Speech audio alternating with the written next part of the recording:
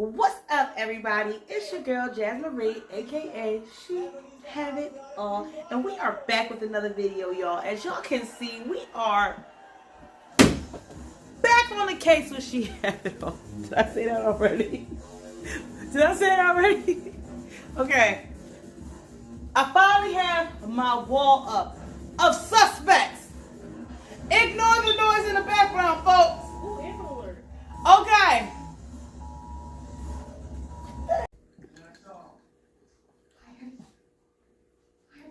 10:03 a.m. Arrived at police station. From the notes of Angie Cullen. Picked up 911 transcript. Print out maps. Road and satellite views. No leads on white van with black doors.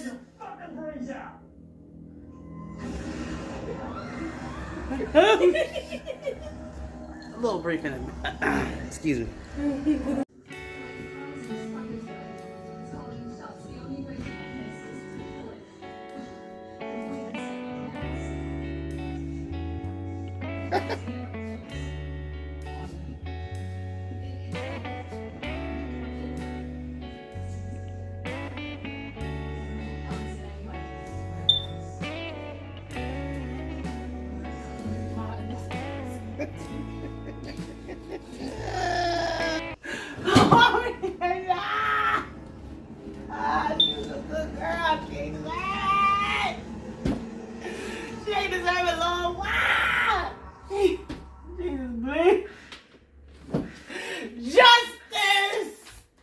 There's been a crack. Y'all. Don't think I haven't been working on this case because I've been working day and night, okay? And I'm finally onto something. I'm finally able to open up envelope A. And I'm about to break it down for y'all.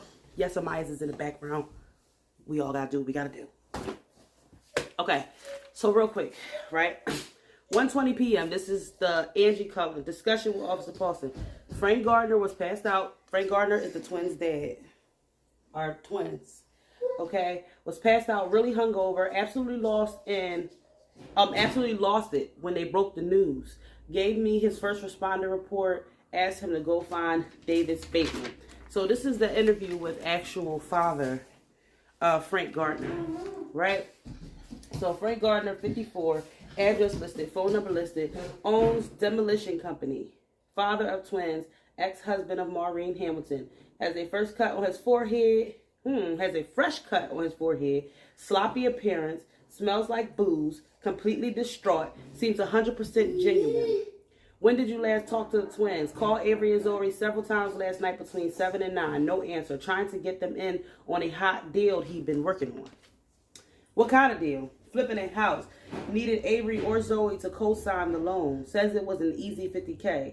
Avery eventually picked up around 9 p.m. Didn't want to talk about the house flip, and she hung up when she said it could pay for a year of tuition. She hung up when he said that. Hold on, y'all. Okay, so did you know the security code at the cabin? Yes, Maureen let him stay there last weekend. He was having an issue with his landlord. Who else knows the code? Nobody he knows of. Did you go anywhere last night? Went to Bryson's Tavern on Erie Street. Played in pool tournament and had some beers. Left around 2:30 a.m. Wally at bar can confirm. Okay? Who else did you tell where the twins were?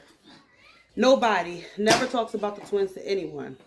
How's relationship with the twins? Not great. Split with Maureen 14 years ago. Says she filed a restraining order, which has really gotten in the way of the relationship. Doesn't like or trust Maureen's husband, Stephen. Thinks he's a jackass. Okay. 1:37 p.m. call to Bryson's Tavern. Okay, so this is her. Okay, so I'm going to just break this down. She called the Bryson's Tavern. 1:39 p.m. She got a voicemail from Talia Carter, which, let's not forget, she's supposed to be the alibi for the cousin Courtney. Talia was at work till 6 p.m. and she can confirm. She says she can confirm cousin's alibi. 1:40 p.m. She got a voicemail from a twins' mom. Just remember calling a tree company a few weeks ago to do some work at the house. No one else besides Frank and Courtney have been at the house recently. So nobody since biological dad and cousin Courtney been at the house recently. And she did not give them the landscapers the security passcode or anything like that. Twin Trees Landscaping in Woodbury. 141, the call was Twin Trees Landscaping. Confirmed call 2 weeks ago. Too far for them to... So they sent a local guy in Davenport. Vince Wolf, suspect. Landscaper sent in Vince Wolf. Heading to the apartment right now. Okay, try to move quickly. Let me see.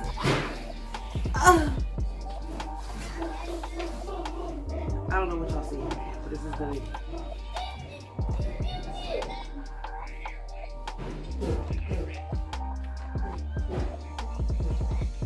Okay, so 2:04 p.m. interview with Vince Wolf. Vince Wolf is 42 years old. No, this ain't gonna work. Okay. So y'all, I'm trying to give y'all this. I want y'all to be able to hear, okay? So, Vince Wolf is 42 years old. He's an ex-con, divorced. He's the tree cutter. He owns a white van with a black door trailing a wood chipper parked outside. Lives in a rundown apartment complex. Has several weird tattoos. Okay? Wolves eating meat, bloody body parts, etc. That's his tattoos. Oh, sorry, y'all. Just stick with me here. Stick with me. This is our van with our wood chipper. Okay, so did you do any recent work at 5 Lakeshore Drive? Remembers the job from 2 weeks ago? Routine tree trimming around the house. He didn't enter the house. Asked if the place got robbed. Says it'd be easy. Says it'd be easy since any idiot could have found that hidden key underneath the doormat. So he knows about the hidden key. Where were you last night? Finished a job at 9 p.m. and drove around the Ashcroft Lake area, scouting potential work. Did you drive by 5 Lakeshore Drive? Yes. Pulled in front of the house, but saw the lights on and left. Then what did you do last night? Nothing. Went home and sat on the couch, had a few beers, and went to bed around 1 a.m. Is that your van out front? Showed me inside the work van he uses. Chainsaws, hedge trimmers, rakes, shovels, etc. The van also trails a large wood chipper.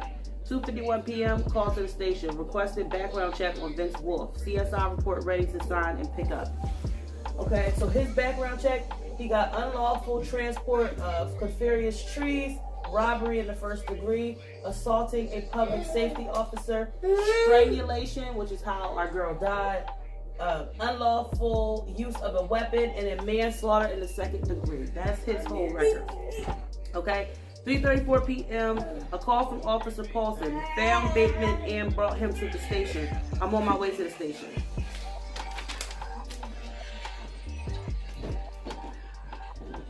Hold up. Who's Bateman? I forgot about this guy.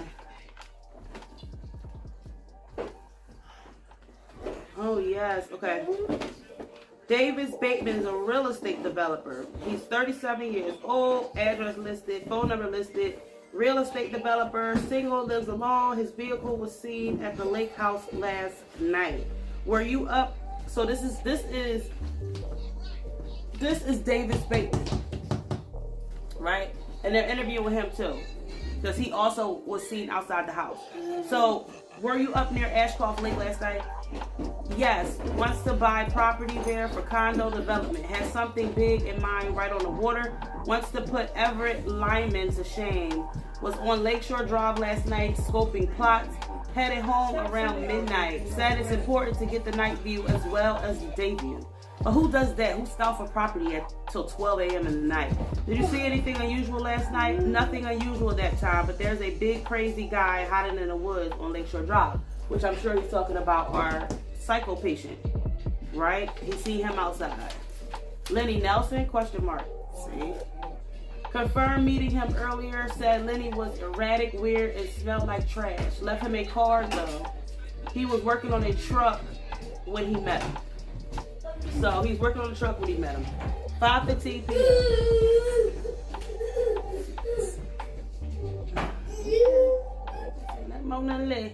Alright, CSI team update.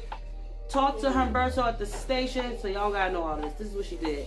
Then she was heading to the tattoo shop to talk to Veronica. Let's not forget, Veronica is supposed to be the cousin's alibi at the tattoo shop, right? So I just want to read all this before I get to the good one. Stick with me for a minute. Stick with me. 5:57 p.m. interview with Talia Carter, Farrah. No, he needs to stop that. Sorry y'all for the noise, but this is what we got to do to get it done. Okay? So interview with Talia Carter, which is the cousin's co-worker. So Talia is 24 years old, address listed, phone number listed. Tattoo artist, friend, co-worker of Courtney Gardner. Was Courtney with you last night? She said yes. Courtney arrived between 8:30 p.m. and 9 o'clock p.m. Was she acting funny at all? Right after arriving, she took a call in the bathroom and then seemed kind of quiet. Got another call around 10 p.m. and went outside to speak to a man in the parking lot. Couldn't see the vehicle he was in, was looking for the balcony, and there's a tree in the way. Courtney said it was a food delivery driver who got the order wrong, so she canceled it. He eating his food for them. You don't have to move aside again. Okay, hold on. Okay, so we understand. She took a call. She had somebody come. Okay, Courtney said it was a food delivery driver who got the order wrong, so she canceled it. She slept at your place. Courtney fell asleep on the couch around 1 a.m. and Talia went to bed soon after. Heard her take a phone call around 7 a.m. and rush out the door. Courtney could not have left and came back because Talia has to buzz her in. Did you ever meet Avery and Zoe? Met once when they came for matching tattoos. She did the tattoos, picture of both of their tattoos on the website if we need it for identification. Tattoosbyveronica.com. Plus, check this out later. Okay? 6:42 p.m. Call from Officer Paulson. Sergeant Anders wants to turn the investigation over to the FBI or state police. Told him to buy me some time. Left me lasagna in the fridge. 350 degrees, 30 minutes. Heading to Bryson's Tavern to interview Bartender and to confirm the father's alibi. Come on, y'all. Just stick with me, right? This is the last interview. We at the end. And I'm going to break this down for y'all. Let me read y'all's last interview. 6:51 p.m. Interview with Wally Bryson Jr., Bartender. Wally Bryson, 40 years old. Address listed. Phone number listed. He owns Bryson's Tavern. What time was Frank at the bar? Quick. All right. What time was Frank at the bar? Not sure when he arrived. Recall seeing him in the first round of the pool tournament around 10:30. He was there until last call, between 2:30 a.m. and 3 a.m. Got really drunk, seemed depressed. Why was he depressed? Said he lost out on some real estate deal, acting normal until the business partner came. Okay, y'all. So I had to put the bias on reserve for a minute so we can get through this, because we need to get through this, okay? So, he was there until last call for between 2:30 a.m. and 3 a.m. Got really drunk, seemed depressed. Why was he depressed? Said he lost on some real estate deal, acting normal until his business partner came by to give him the bad news. And then he seemed really down and started doing shots. Who's the business partner? Doesn't know him. He came in around 11 and sat with Frank in the back for a little while. Hasn't been in before. Introduced himself as Joe. Something doesn't remember. Oh. Okay. Introduced himself as Joe something. Doesn't remember, but Wally will call me back if he thinks of it. How late did Frank stay? After his real estate deal fell through, Frank just sat at the bar and did shots until last call. Got really drunk by the end of the night, could barely stand, sirring, etc. Fell on his way out and hit his forehead. Wally saw him stumbling toward home when he locked the door at 3:15 a.m. 7:16 p.m. Okay, this is our detective, right? Voicemail from Courtney. Now pay attention, because this is going to be the last thing she hear before nothing from from the Miss Angie. Okay, so 7:16 p.m. we got a voicemail from Courtney, who is the cousin. Lied about calling in sick to work. Was fired for being sick and missing shifts. Bought a pregnancy test last night at the drugstore and took it in Talia's bathroom. Talia's the co-worker, and she's pregnant. So cousin is pregnant. Says Avery drew the horns on her pic as a joke. Avery calls her the devil on her shoulder because she always urges her to do bad things. Okay? Last note we have from our detective is heading home, needing to print out the background checks, review my notes, and do some research. Okay? So that was the last note we have from Detective Cullen. But let's not forget, it all started with a letter. Right? Please help. Let's not forget. We got to go back to the beginning. This is Jack Paulson. Now, Jack Paulson, I'm an officer at the Davenport Police Department, and I desperately need your help. He was the responding officer to get the call to go to Avery and Zoe's house, right? But he is also the fiance of our detective, Miss Angie Cullen. So several hours ago, she sent me a text that said, I figured out the accomplice in all explanation points and caps and nothing else. She hasn't replied or answered her phone since. And as tough as Angie, I'm really worried.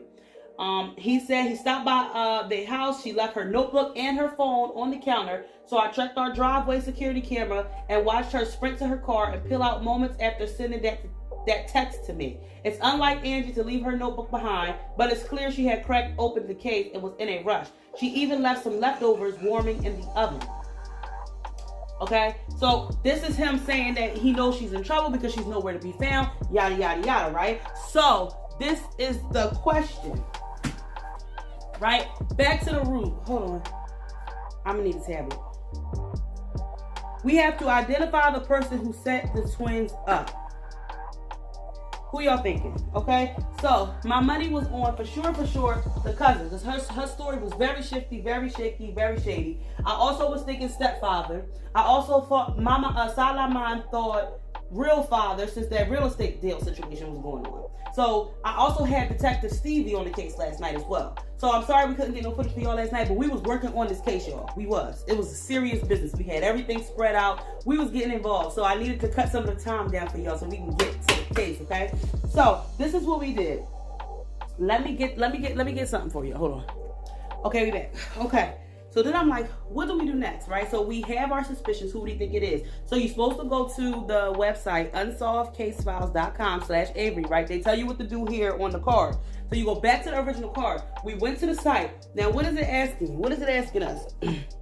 Who told the killer where the twins were and gave them the security code? Yeah, and gave them the security passcode, right? So they're not just asking you to name this killer. They're saying which item is needed to identify the accomplice. Which item was needed? So they wanted us to know, was it from the letter that we just read? Was it the photo of Avery and Zoe? Was it the news article? Was it the map? Was it the background checks? Was it the ID cards? Was it the photos? Because let's not forget, remember in the beginning, I've never put this up there, but there was cards that was found in her room. They gave us a little magnifying glass, but there was cards found in the room. These were business cards found. So let me show y'all the business cards real quick. Okay, so we got Stephen Welch, the father's business card, stepfather. We got Frank Gardner, that's the biological father's business card. We got, which was really weird to me, we got the detective card in there. We got Davis Bateman, who was the real estate guy fishing outside the house till 12 a.m., right? We got mom's card. Okay, that's their mom. We got Talia Carter's card because she's a tattoo artist. Remember, she did tattoos for the girls, and this is where they got the business card. And then we got a business card for Wally Bryson, which is the bar owner, right? So they're asking, out of what of these items will let you know who's guilty? Y'all, I'm down because I'm standing up and down. I'm like in it now, okay? So, okay, bam. So they ask you which one. So we had a couple trials and errors, right? Because we chose the wrong one. Because I'm like, okay, it gotta be the notebook, right? It gotta be the notebook. That's where the cat is on my paperwork. That's where the most that's where the most information is at. You know what I mean? So it gotta be the notebook. It wasn't the notebook, right? So we had to really physically go through everything. So we read over everything. We went back to suspects. We looked at the map. We was looking at every single body. Every single body seems a little suspicious, right? So when I did get the answer wrong the first time, it said to me, what did it say? Let me choose the wrong answer real quick so I can tell y'all what it said. Okay, it says, as soon as I saw it, right? So you get the answer wrong. This is what they show you. I did not use any hints. As soon as I saw it, I knew who the accomplice was right away. You will too, but you have to look everywhere. And that was killing me. I'm like, why do we have to look everywhere? What am I missing? What am I not seeing, right? So I went back over, she just scratched my foot. So I went back over the information and everything. And, okay. So, I'm gonna tell y'all, I'm gonna shed y'all some stuff in half. So this is what, Shadow, come on. Okay, so what we chose was this, because this was odd, right? Why would this be in the house? Why would this be in the house, the twins' house? So we chose this. So on the list it says card of Wally Bryson, right? This is his card. So then another question, when you get that question right, another question pops up and says, what part of Wally's card do you need? So what part of the card is giving you information? So basically it says his job title, his address, his phone number, or his email address, right? So after a couple trials and errors, we finally found out that it wasn't anything but his website, which we didn't even realize that you could really go on these websites. So first of all, Unsolved Case Files, you should have told us that, or we would have been digging where we had to dig. I didn't know y'all had real websites out there, okay? Tell a girl next time. So what page on Bryson'sTavern.com do you need? And if y'all want to, go ahead real quick to Bryson'sTavern.com. Pause this. Go to Bryson'sTavern.com and let me know if you see anything suspicious. Is it on the home page, the specials, events, photos, or contacts, right? Pause it right now. Go look. Don't cheat. Pause it right now. Go check it out. Okay, you back? How about that? So, let's pick the answer. The answer was the photos, right? Because you see some photos on the page. I don't know if y'all saw it. Did you look? You might have needed your little...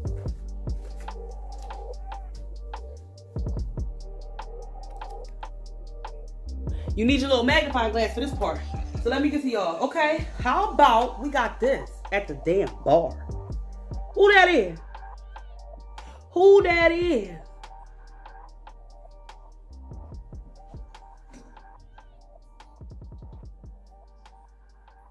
We got Frank Gardner at the table with the picture of the girls, the same picture that was found at the crime scene, with the passcode, with the address, and letting them know the keys underneath the mat. We just seen Daddy-O handing his baby girls over on a silver platter. Okay? So what they say? What they say? We just figured it out. Okay? It was Frank Gardner, the father, who set his own daughters up. So guess what, y'all? Guess what that means? Hold on. I don't think y'all know. Hold on. We just got a letter. We just got a letter. We just got a letter. You already know who it's from. We get to open our first envelope, y'all. It took us a while to get here, but we are here. Bonus envelope A. Let's get it. Let's go. I'm opening this, guy. I'm opening this with y'all. Didn't even open it yet. It's sealed. Let's go.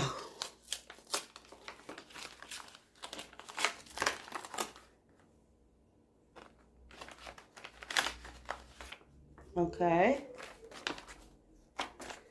Okay. So we have a letter to the investigator. We have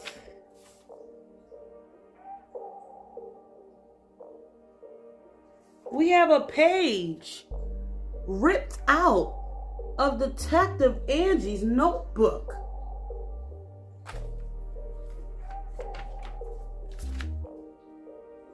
Objective number 2. So we can get to our next clue. Wow, we got a missing page. Okay.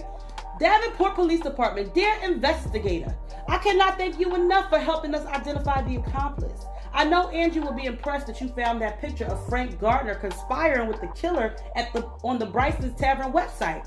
It sent shivers down my spine when I saw the police.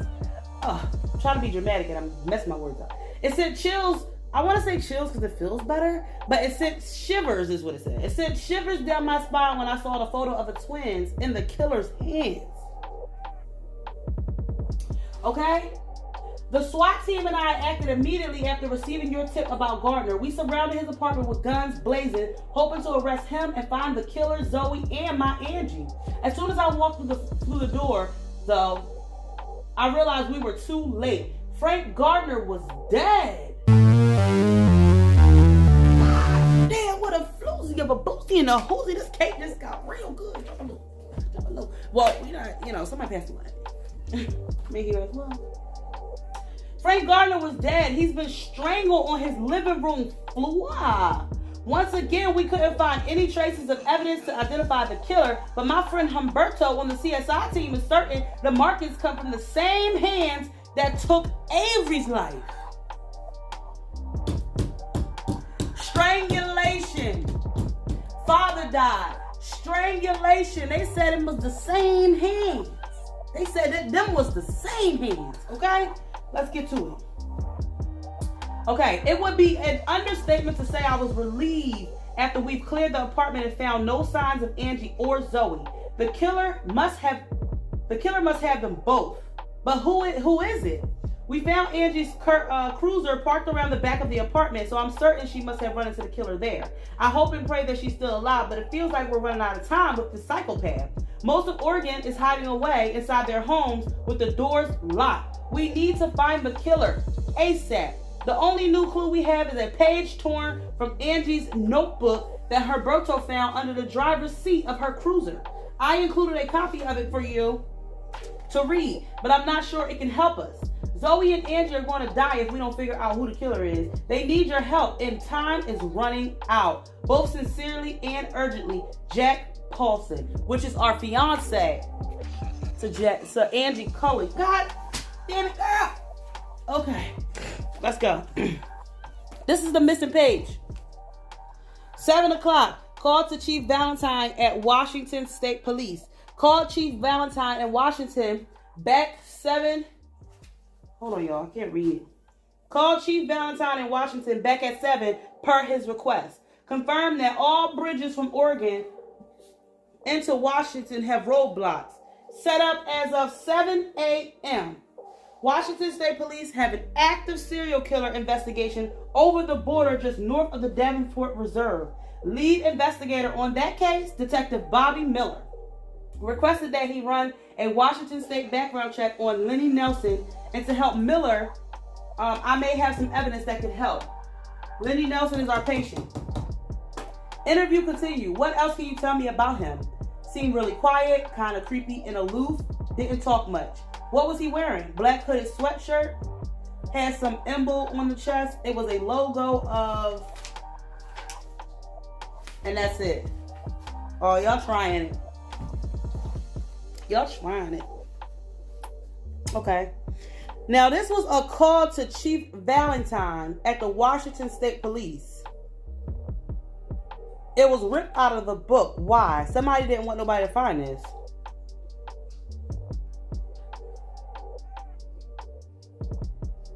And who is Chief Valentine?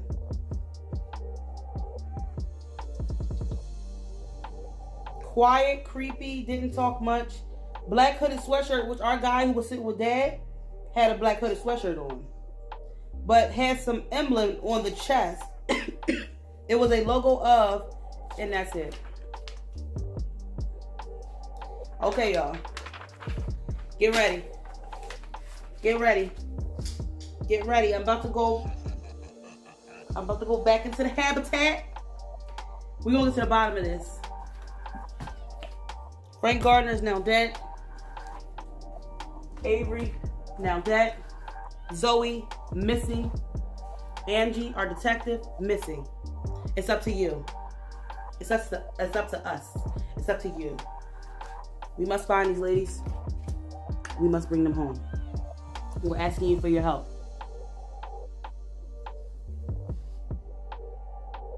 We're begging you for your help. Until next time.